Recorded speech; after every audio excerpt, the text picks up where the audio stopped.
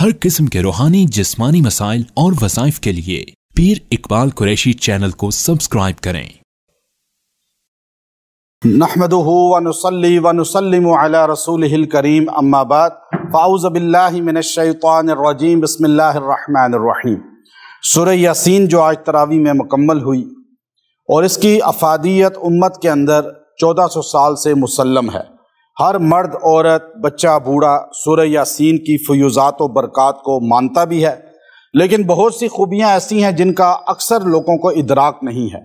इसकी फजीलत तो ये है कि अल्लाह ने इसको ज़मीन व आसमान के बनने से 2000 साल पहले फ़रिश्तों के सामने तिलावत किया और हजूर अलैहिस्सलातु वस्सलाम की नबूवत का भी वहाँ पर इजहार किया और हजूर अलैहिस्सलाम की शान को भी बयान किया।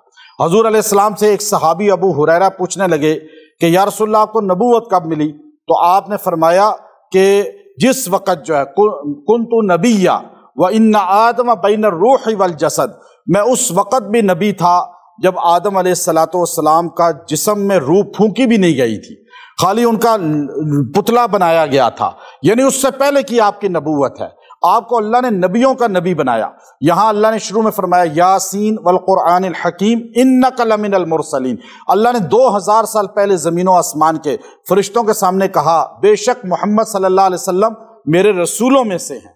और ये फरिश्ते सुनकर कहने लगे वाह वाह, क्या बेहतरीन वो नबी है जिस पर ये किताब उतरेगी, और बेहतरीन उम्मत है जिसको वो नबी मिलेगा, और बेहतरीन उम्मत है जिसको ये किताब मिलेगी। अल्लाह उन सीनों को बरकत वाला बनाए जो इसको महफूज करेंगे।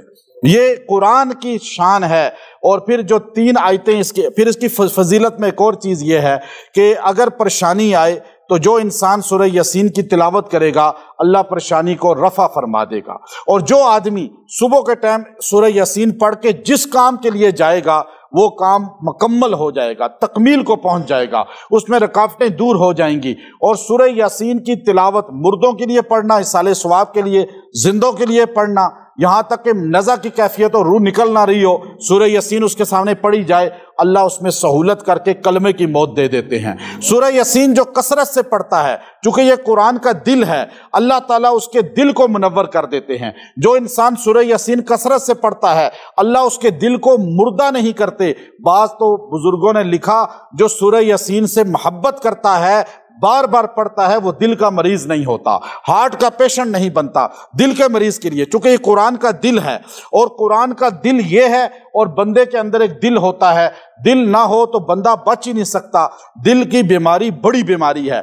जब कोई कहे मेरे सर में दर्द है तो बंदा इतना तवज्जो नहीं करता, कोई कहे मेरे पेट में दर्द है इतना मुतवज्जे नहीं होता, लेकिन कोई कहे मेरा दिल में दर्द है, मुझे हार्ट का मसला है, तो हर बंदा मुतवज्जे हो जाता है, चूंकि दिल जिस्म में खास अहमियत रखता है। सूरह यासीन कुरान में खास अहमियत रखती है। जो दिल का मरीज हो वो इसको बारिश के पानी पे दम करके रोज पिए, अल्लाह उसको दिल के अमराज से छुटकारा देगा, ब्लॉकेज खत्म फरमाएगा। और अगर नहीं है मरीज, जो रोज इसको पढ़ेगा और पानी इसका पीता रहेगा दम करके, आप पढ़ते तो हैं, पानी पे दम करके पी लें, अल्लाह आपके जिस्म के अंदर से ब्लॉकेज खत्म कर देगा।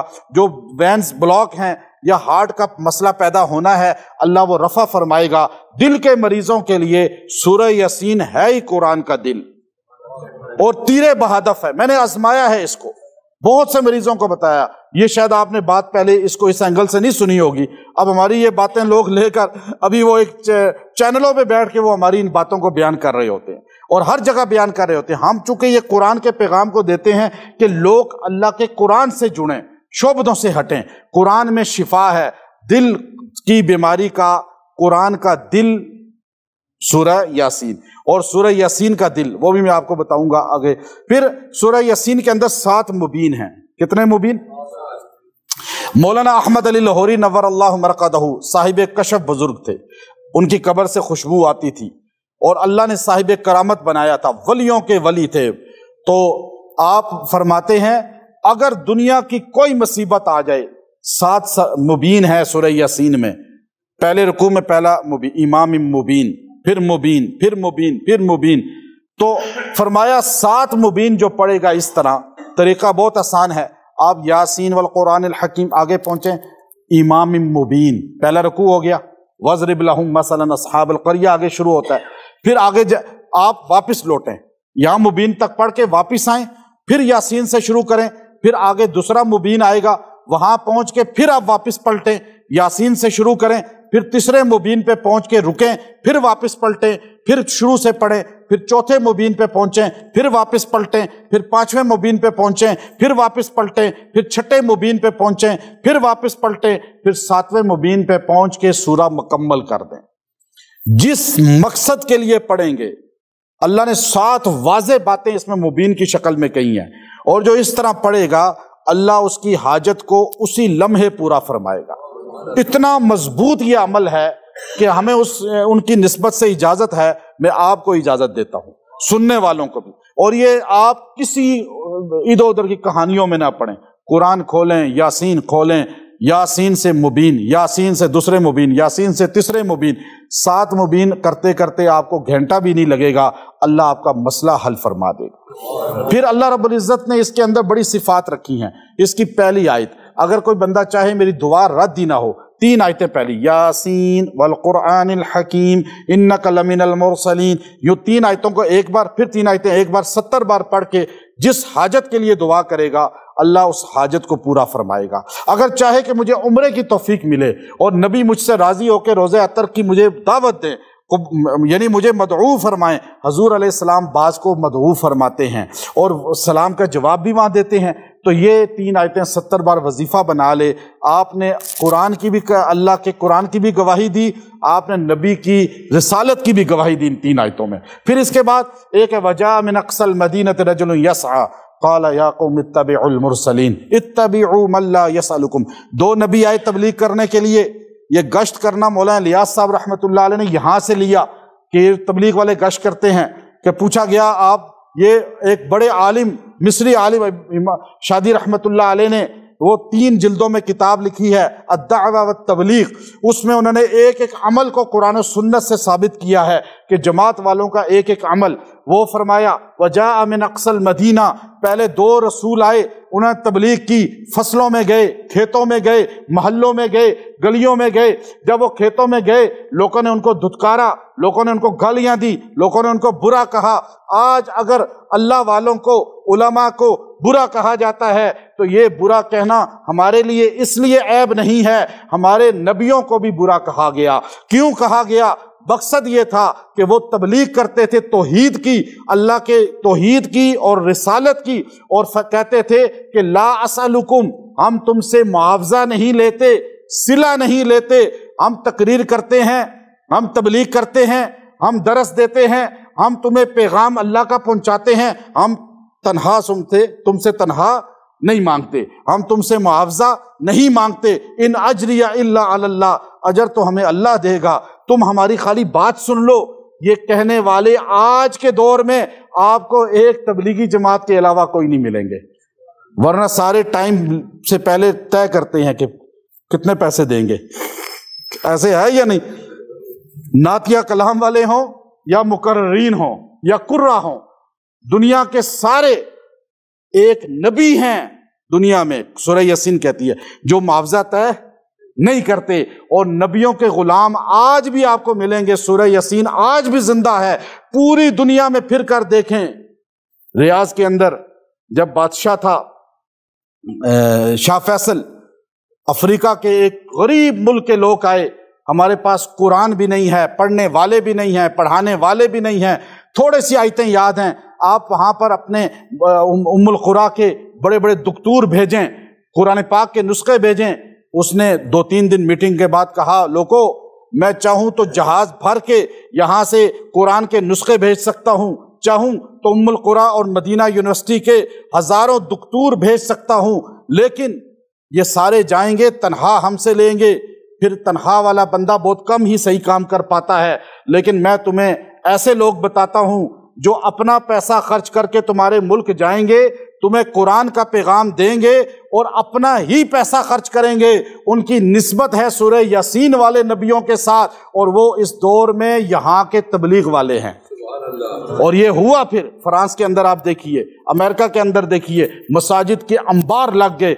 एक मस्जिद फ्रांस में बनाना चाह रहा था पेरिस के अंदर, वहाँ का मुसलमान جب شاہ فیصل کو کہا، شاہ فیصل بادشاہ نے اجازت مانگی فرانس کے بادشاہ سے، اس نے کہا ہمیں مکے میں چرچ بنانے دو، تم فرانس میں مسجد بنا لو، شاہ فیصل خاموش ہو گیا۔ لیکن یہ لوگ گئے ہیں نبیوں کی تعلیم والے، نبی کی محنت والے، آج فرانس کے اندر ہزاروں مساجد ہیں اور فرانسیسی مسلمان ہو رہے ہیں، یہاں بھی آئے ہیں آپ کے سامنے، یہاں بیٹھ کر تقریر بھی کر کے گئے ہیں۔ تو پتہ یہ چلا کہ یہ نبیوں کی، جب دو نبیوں کو انہوں نے دھتکارا، اللہ نے مثال اس تیسرا بھیج دیا۔ وہ تیسرا بھی جب آیا تو ان کو انہوں نے، ایک آدمی، سارے انکار کر رہے تھے مالدار پڑھے لکھے، لیکن ایک غریب آدمی حل چلا رہا تھا، وہ دو وجہ من اقصى المدینۃ رجل یسعی یا قوم، دوڑتے ہوئے کہنے لگا، سانس پھولے ہوئے، اے میری قوم، اتبعوا، ان کی بات مانو، لا یسألکم اجرا، یہ تم سے معاوضہ نہیں چاہتے، یہ اللہ کے رسول ہیں، جو بات کر رہے ہیں تمہاری خیر خواہی کی ہے، ان کی بات تو سنو۔ آج کا میڈیا، آج کے لوگ سیم وہی پوزیشن میں ہیں، یہ پیسے لے کے اینکر بن کے بیٹھتے ہیں، پیسے لے کے وہاں پہ رمضان پروگرام کرتے ہیں اور آگ لگاتے ہیں، جھوٹ بولتے ہیں اور فتنہ پیدا کرتے ہیں، اور اللہ والے علماء جو نبیوں کے صحیح وارث ہیں ان پر تنقید کر کے ہوٹنگ کرتے ہیں۔ یہ وہی سیم سٹائل ہے سورہ یاسین والا۔ تو اب دیکھیے، جب یہ کہا تو لوگوں نے اس کو مارنا شروع کر دیا، مار مار کے مار ہی دیا۔ جب وہ مر گیا، اللہ نے کہا فدخلی، داخل ہو جا جنت میں داخل ہو جا۔ وہ مرتے ساتھ ہی جنت میں چلا گیا۔ اب وہ اللہ کا ولی ہے، اللہ کا ولی ہے، قرآن والا، سورہ یاسین والا۔ یہ ولی نہیں تھا جو آج جنہیں ہم ولی دنیا میں کہتے ہیں ان کے شعبدے دیکھ کر، یہ قرآن والا ولی۔ اور جیسے ہی جنت میں گیا، کہنے لگا یا لیت قومی یعلمون، کاش میری قوم کو پتہ چل جاتا کہ بما غفر لی ربی وجعلنی من المکرمین، اللہ نے مجھے بخش بھی دیا اور عزت بھی دے دی۔ کاش کیوں کہہ رہا ہے؟ آج تو لوگ کہتے ہیں مردے آتے ہیں گھروں پہ چکر لگاتے ہیں، مرنے کے بعد کوئی بھی نہیں آتا، کوئی روح مرنے کے بعد نہیں آتی، بدروح کوئی تصور نہیں ہے، روح آنے جانے کا کوئی تصور نہیں ہے۔ یہ ہندوؤں کا عقیدہ ہے۔ سورہ یاسین کا عقیدہ یہ ہے کہ ولی کامل کہہ رہا ہے کاش میں واپس چلا جاؤں، جا کے بتا دینا، آ کے بتا دے، پھر خواب میں آ جائے، کسی کو آ جائے۔ یہ سارا شبدہ جھوٹ ہے کہ مردے آتے ہیں، بما غفر علی، جا کے بتا دوں کہ مجھے اللہ نے بخش دیا۔ جو آدمی یہ بات کہے گا، جب یہ روزانہ پڑھے گا، پہلے بما غفر علی ربی وجعلنی من المکرمین، جب بھی کسی مجلس میں جائے گا یہ 33 بار 33 ٹائم پڑھ کے جائے گا، اللہ وہاں اس کو عزت دے گا، شان عطا فرمائے گا۔ اور پھر اس کے بعد دیکھیے کہ اس کے اندر ایک آیت ہے جو اس کا دل ہے سورہ یاسین کا، سلام قولا من رب الرحیم، یہ اللہ کہے گا سلام جنت میں۔ یہ وہ سلام اللہ یہاں بیان کر رہا ہے کہ میں جنت میں تمہیں کہوں گا سلام سلام، سلام اللہ کہے گا۔ جو چاہتا ہے کہ کسی کی شادی نہ آتی ہوتی ہو، کوئی بھی شادی بالکل رک گئی ہو اور بند کر دی گئی ہو جادو سے، تو وہ سلام قولا من رب الرحیم 370 مرتبہ 70 دن تک پڑھے۔ ان 70 دن میں لڑکا لڑکی کی شادی ہو جائے گی اور لازماً اس کا اثرات ملیں گے۔ دن بہت زیادہ ہیں لیکن یہ دن 70 کچھ بھی نہیں ہے، یہاں تو سالوں سال بیت گئے۔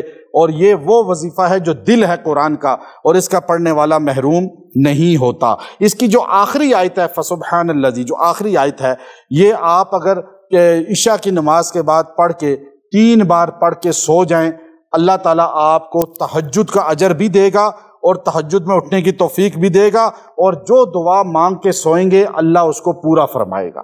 یہ اس آیت میں بڑی تاثیر و طاقت ہے۔ سورہ صافات، یہ قرآن پاک کی بہت شاندار صورت ہے، اور جنات کو تباہ کرنے والی اس سے بڑی صورت کوئی نہیں۔ جنات سے مراد شیاطین جنات، مسلم جنات تو ہمارے طرح ہمارے بھائی ہیں، وہ تو ہماری ہی اور نبی کی امتی ہیں، اور ہم انہیں اپنی ہی طرح سمجھتے ہیں، نبی کا امتی۔ لیکن جو شیاطین ہیں ان کو اس سے بڑی صورت کوئی نہیں ہے جو پکڑ میں لے آئے، جو سزا میں لے آئے۔ سورہ صافات کا پہلی جو 10 آیتیں ہیں، یہ جن کا کوئی مریض ہو جنات کا، کوئی حد درجے تھکا ہوا اس کے اوپر جن آ چکا ہو اور اسے شدید تکلیف دیتا ہو تو یہ اس پر پڑی جائے تو اللہ تعالیٰ اس کو فوراً دور فرما دیتے ہیں، بلکہ جنات جلنا شروع ہو جاتے ہیں۔ اس کے اندر اللہ نے ایسی تاثیر رکھی ہے۔ ابھی ہمارے نوجوانوں کے بڑے محبوب ہیں ظفر سپاری صاحب، وہ پہلی رمضان کو تراویح سے پہلے ہی مجھے کہا کہ میں مسجد آیا ہوں باہر۔ میں نے کہا جی آپ خیریت تو ہے؟ کہا میری حالت ٹھیک نہیں ہے، عجیب میری کیفیت، میں انگلینڈ سے آیا ہوں تو میں ڈاکٹروں کے پاس گیا ہوں، کوئی علاج میرا، انہوں نے کہا جی سب ٹھیک ہے تو ابھی آپ مجھے دیکھیں۔ میں نے کہا میں آ جاتا ہوں، چونکہ انزل الناس منازلہم، لوگوں کو اس کے رتبے کے مطابق لینا پڑتا ہے۔ تو میں نے ان کو یہاں آ کر جو ہے چیک کیا، میں نے کہا بہت سخت آپ پہ نظر ہے اور جناتی نظر ہے، پھر دم کرنا یہاں شروع کیا۔ انہوں نے اپنے سوشل میڈیا پہ ویڈیو چلا دی، بہت سے لوگ حیران، جیسے تبصرہ کرنے والے، ان کو یہ نہیں اندازہ کہ یہ اللہ نے قرآن جو ہے یہ شفا سب کے لیے رکھا ہے۔ ابھی ان کی حالت یہ تھی کہ وہ بالکل چکرا رہے تھے، عجیب ان کا چہرہ مرجھایا ہوا تھا، لیکن جیسے ہی اگلا دن آیا تو آپ کے سامنے یہاں کے بیٹھے کیسے چہرہ کھلا ہوا تھا، کیسے جو ہے ایک دم چہرہ فریش ہو چکا تھا، وہ اثر ختم، کہنے لگے الحمدللہ ابھی عمرہ بھی کر کے آئے ہیں کہ میں بالکل ٹھیک ہو گیا ہوں۔ اور وہاں سے ہی مجھے کہا میں آپ کے لیے دعا کر رہا ہوں۔ اصل چیز کیا ہے کہ جنات دنیا کا کوئی ہو وہ اس سے ختم ہو جاتا ہے۔ جنات چوریاں کرتے ہیں، گھر میں چوری ہو جائے، چیز ادھر سے گھومے، زیور چوری ہو گیا، پیسہ چوری ہو گیا، کوئی اور چیز چوری، آپ یہ 10 آیتیں پڑھیں، پانی پہ دم کر کے گھر میں پھونک دیں یا لکھ کے بھی لگا دیں گے تو گھر سے جنات بھاگ جائیں گے۔ اب دیکھیے ہمارے نبی صلی اللہ علیہ وسلم کے نسائی شریف میں صحابی ابو ہریرہ کہنے لگے میری کھجوریں چوری ہو جاتی ہیں یا رسول اللہ۔ آپ نے کہا کہ اچھا تم یہ جو ہے ذرا پڑھو دعا اور وہاں پہ پہرا دو۔ آپ نے دعا پڑھی اور پہرا دیا تو جن پکڑا گیا، انسانی شکل میں آیا تھا، تو آپ نے اسے باندھا تو اس نے کہا مجھے چھوڑ دو، میں تمہیں ایک دعا بتاتا ہوں آیت الکرسی، جہاں پڑھی جائے گی ہم بھاگ جاتے ہیں۔ صبح حضور کو بتایا، میں نے چھوڑ دیا تھا آیت الکرسی سن کر، کہا اگر تو باندھے رکھتا تو یہاں سارے مدینے والے اس کو دیکھتے۔ اب نسائی سے پتہ چلا کہ جن ایسا کرتے ہیں، جو لوگ کہتے ہیں جی نہیں جنات نہیں ہوتے، یہ ویسے باتیں ہیں، وہ بھی غلط ہیں، اور جو جنات ہی کو مشکل کشا سمجھتے ہیں وہ بھی غلط ہیں۔ دونوں جاہل طبقہ ہے، جو جنات کا انکار کرتا ہے وہ بھی جاہل ہے۔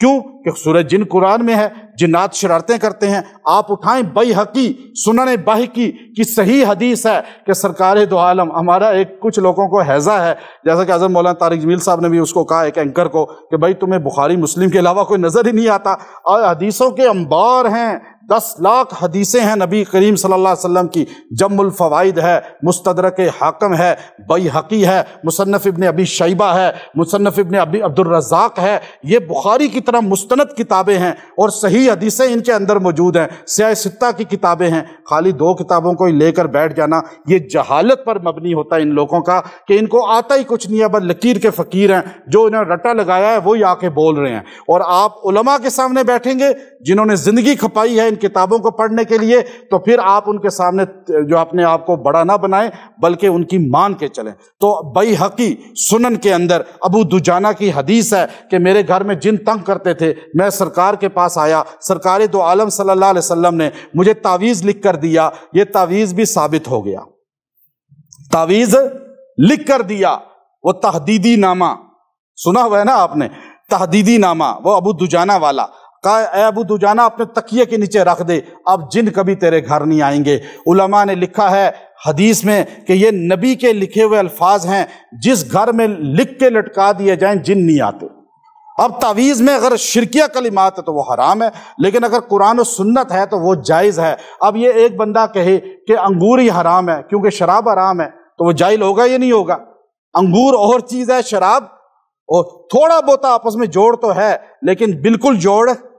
اب کہ جی تعویذ حرام ہے، ایک حدیث ضعیف بھی ہمیں دنیا میں نہیں ملتی جو کہ تعویذ حرام ہے۔ صحیح تو الگ بات ہے نا، ضعیف بھی نہیں ملتی۔ میں افریقہ کے اتنے بڑے عالم ہیں، شیخ مولانا احمد صادق دسائی، بہت بڑے عالم ہیں ساؤتھ افریقہ کے، ٹائم دیا 5 منٹ کا، بس 5 منٹ ملنا، اور بڑے باروب ہیں بہت۔ میں جیسے ہی بیٹھا تو انہوں نے کتاب دیکھی، انہوں نے کہا یہ تعویذ تو شرک ہے۔ میں نے کہا حضرت آپ اتنے بڑے عالم ہیں اور آپ یہ بات کہہ رہے ہیں؟ میں نے کہا یہ میری آخر میں جو میں نے حدیثیں لائی ہیں وہ ذرا دیکھیے کہ حضور علیہ السلام نے تمیمہ سے منع کیا ہے، تعویذ سے نہیں۔ تمیمہ اور چیز ہے، تعویذ اور ہے، جو انگور اور ہے، شراب تمیمہ اور تعویذ ایسے ہی ہے جیسے انگور اور شراب آپس میں قریب قریب ہے. انگوروں کو نچوڑ لیں شراب بن جاتی ہے، انگور یوں کھا لیں تو جائز ہے. اب آپ دیکھیے، تمیمہ جس میں شرکیہ کلمات ہوں، تعویذ جس میں قرآن و سنت کے الفاظ ہوں، تعوذ معوذتین، اس کو کون حرام کہتا ہے؟ بات سمجھ آئی تھوڑی سی؟ اگر آپ لکھتے ہیں اللہ الصمد قل هو اللہ احد، کسی کو کہتے ہیں جیب میں رکھ لے، یہ حرام ہوگا؟ آپ لکھتے ہیں کوئی شرکیہ کلمات جس میں شرک ہے، کفر ہے، وہ حرام ہے، وہ تو بچہ بچہ کہے گا. تمیمہ حضور نے کہا ہے حرام، تعویذ حرام نہیں کہا. ابو دجانہ کہتے ہیں مجھے تعویذ لکھ کے دیا، میں نے اپنے تکیے میں رکھا. اگر حرام ہوتا گلے میں لٹکانا. آپ کنولا لگاتے ہیں نہیں لگاتے؟ آپ ECG کے لیے لگاتے ہیں لیڈیں یا نہیں لگاتے؟ آپ ہاتھ میں یہ کنولا کیوں لگا ہوا ہے؟ اچھا آپ یہ گلے میں کیوں لٹکایا ہوا ہے ڈاکٹر صاحب؟ کہ جی یہ تو علاج کے لیے ہے. تو یہ حضور نے تو نہیں لٹکایا، یہ حضور نے تو نہیں لگایا، یہ ECG حضور نے تو نہیں کرائی. لیکن علاج کے لیے دیکھا جاتا ہے کہ معالج کا طریقہ قرآن و سنت کے خلاف تو نہیں ہے. باقی ہر چیز میں مانگنا جی حدیث بتائیں، تو آپ ڈاکٹر صاحب سے کیوں نہیں مانگتے؟ وہاں تو جان کا مسئلہ ہے تو اس لیے خاموش ہو جاتے ہیں. ہر دنیا کا اعتراض کرنے والا بھی وہاں فوراً لیٹ جاتا ہے. کبھی نہیں فتویٰ لیتا کہ کیا حضور نے کبھی ECG کرائی ہے، حضور نے الٹرا ساؤنڈ کرایا ہے، اسٹنٹ ڈلوائے ہیں، کڈنی ٹرانسپلانٹ کرائی ہے، کبھی واش کرائی ہے، کبھی جگر کا ٹرانسپلانٹ کرایا ہے، یہ کبھی حضور نے کرایا ہے، صحابہ نے؟ نہیں، شرک ہے شرک. ادھر جان جا رہی ہے، وہ سارے لیٹ جاتے ہیں. ہے یہ بات یہ نہیں؟ اچھا اب دیکھیے کہ یہ آیتیں بڑی طاقتور ہیں. پھر اس کے اندر ایک آیت ایسی ہے، اگر انسان یہ جو ہے اولاد نہیں ہوتی، ربی حبلی من الصالحین، اس کے تیسرے رکوع میں ربی حبلی من الصالحین، ابراہیم علیہ السلام نے 90 سال کی عمر میں دعا کی، اور 120 سال عمر ابراہیم علیہ السلام کی اور 90 سال بیوی کی. یہ دعا کی ربی حبلی من الصالحین، اللہ نے اولاد دے دی. جو یہ روزانہ 100 بار 40 دن پڑھیں گے اللہ ان کو اولاد عطا فرمائے گا. یہ اس کے اندر ایک دعا پھر ہے حضرت یونس علیہ السلام کی آیت کریمہ. اللہ نے اس کے آگے فرمایا لَلَبِثَ فِي بَطْنِهِ إِلَىٰ يَوْمِ يُبْعَثُونَ، اگر یونس یہ دعا نہ کرتے تو میں قیامت کی صبح تک ان کو مچھلی کے پیٹ میں رکھتا. آیت کریمہ اتنی مضبوط دعا ہے، لا الہ الا انت سبحانک انی کنت من الظالمین. جو مشکل کاموں کے لیے اس کو 100 بار پڑھ کے جب بھی دعا کرے گا اللہ مشکلات کو دور فرما. صاد، سورہ صاد قرآن پاک کی بڑی عظیم سورت ہے. یہ اتنی عظیم ہے کہ اگر آپ کو دنیا کی کوئی ٹینشن آ جائے بڑی سے بڑی، اب آپ اس سے نکل ہی نہ سکیں، تو آپ کی نوکری چلی گئی، آپ کو نوکری سے نکال دیا گیا، آپ کو جواب دے دیا گیا نوکری سے، اس طرح کوئی بھی رشتے کا جواب ہو گیا، کوئی بھی ایسا کام جس سے آپ کو نکال دیا گیا یا جواب دے دیا گیا، آپ سورہ صاد کو ایک بار پڑھ کے دل سے دعا کریں، ایک بار پڑھنے سے بھی اللہ وہ کام فوری کر دے گا. ابھی مجھے ایک بندے نے فون کیا، جی میری اتنی اچھی نوکری ہے، مجھے ایک دم اس سے نکال دیا گیا ہے، تو میں تو بچے روڈ پہ آ جائیں گے، روزے ابھی شروع ہوئے ہیں. تو میں نے کہا سورہ صاد پڑھو. اس نے سورہ صاد پڑھ کے دعا کی، رات کو مجھے واٹس ایپ کیا، الحمدللہ انہوں نے مجھے میسج کیا کہ واپس آ جاؤ. یہ اللہ کی طرف سے ہے، قرآن میں اللہ نے شفا رکھی ہے. اور اس کے اندر اگر دشمن تنگ کرتا ہو، بہت زیادہ پریشان کرتا ہو، اور آپ کو جو ہے نا ہر وقت آپ کے پیچھے لگا رہتا ہو، ٹو میں، ایک ہوتا ہے ٹو میں لگنا، ٹو میں لگا رہتا ہو، تو پھر وہ آپ اس سے چھٹکارے کے لیے سورہ صاد ڈیلی پڑھ کے دعا کریں، اللہ اس دشمن سے آپ کو دور کر دے گا. اور جو خامیاں آپ کی تلاش کر رہا ہے، آپ کی ٹو میں لگا ہوا کہ اس کی غلطی ملے، اسے ہم پکڑیں، تو آپ دیکھیں ایک دشمن، جن کو ہم کیوں ڈرتے ہیں؟ جن سے ہم، حالانکہ جن ہم سے طاقتور نہیں ہیں، لیکن جن ہمیں نظر نہیں آتے، تو اس لیے ہم ان سے ڈرتے ہیں. ابھی ایک دشمن ہے فون کر کے دھمکیاں آپ کو دے، فون کر کے دھمکیاں دے، لیکن آپ ڈر جائیں گے، بار بار آپ کو میسج کرے، اب آپ کو پتہ ہی نہ ہو یہ کون ہے. بعض کا دھمکیاں دینے والا ایک چوزا سا نکلتا ہے. ایسے بہت سے ہوئے ہیں کہ اب آپ کو جو ہے نا، ایک بندہ میسج مجھے کر رہا تھا، بہت پرانی بات ہے، 3-4 سال پرانی، بار بار دھمکیاں دے رہا تھا. میں کہا یہ پتہ نہیں کیا ہے، کسی کا فون نہ سنو وہ بھی ہمیں دھمکیاں دیتے ہیں. اور جی آپ فون کیوں نہیں سنتے، آپ ہمارے میسج کا جواب کیوں نہیں دیتے؟ ایک بندہ مجھے لکھ رہا ہے السلام علیکم ورحمۃ اللہ، تو میں کیا جواب دوں؟ تو نیچے اس نے پورا فتویٰ لکھا، سلام کا نہ جواب دینے والا مسلمان ہی نہیں ہوتا. یہ حال ہے. تو وہ ایک مجھے میسج کر کے ایسے دھمکیاں دے رہا تھا اسی طرح کہ آپ ہمیں ٹائم نہیں دے رہے، آپ یہ نہیں کر رہے، ہم یہ. تو میں نے جواب ہی نہیں دیا. میں نے ہمارے ایک ادارے کے بڑے ہیں، میں نے ان کو وہ اس کا نمبر دے دیا. اس کو جب وہ اٹھایا انہوں نے، تو وہ چوزا سا اتنا سا دبلا پتلا سا نوجوان ہی نکلا، اور وہ پہلے ہی اس میں بے ہوش ہو کے گر گیا جیسے ڈر کے مارے.